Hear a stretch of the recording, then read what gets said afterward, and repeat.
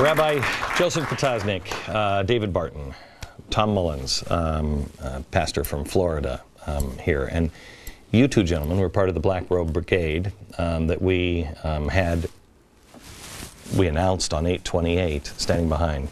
And David, you guys have been working quietly for quite some time. Bring us up to speed on what's happening.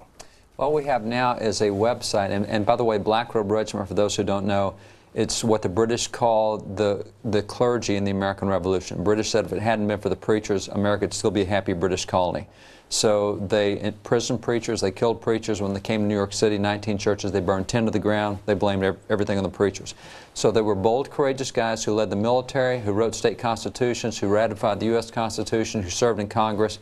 And we just don't have that backbone anymore. So we want preachers to get that backbone, be leaders in education, leaders in politics, leaders in all these things, get their voice back.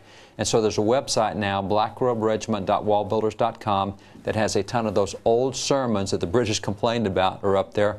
There's a ton of information legally on what can be done today, and it's more than you think can be done. There's a lot of information with videos and everything else to equip these guys to get their courage back and to be the force in shaping America that they had been 200 years ago.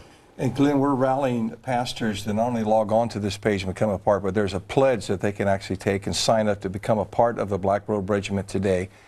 And I'm seeing a fresh movement starting in our nation. I mean, we're waking up to the challenge and to the call. And there are meetings that are breaking loose around the country now of pastors coming together. Tell me the difference from a year ago. What was it like a year ago to now? I think there's a greater sense of awareness, and I think there's also a call for a greater sense of unity, and we realize that we've got to unify together to really get back to the foundations of this great nation. Okay, hang on.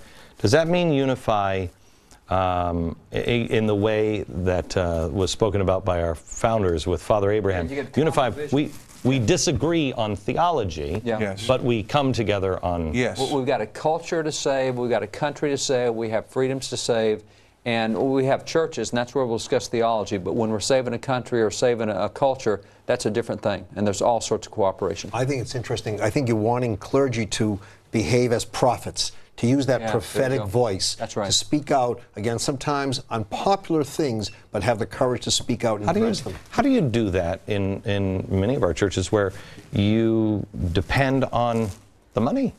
What you're finding is the churches that have regained their voice are the ones statistically that are growing the fastest. The ones that are weak-kneed and weak-spined are having trouble. Statistically, right now, in any given month, 60% will be in church, but 67% of people think the church is irrelevant today. Okay, back in just a second.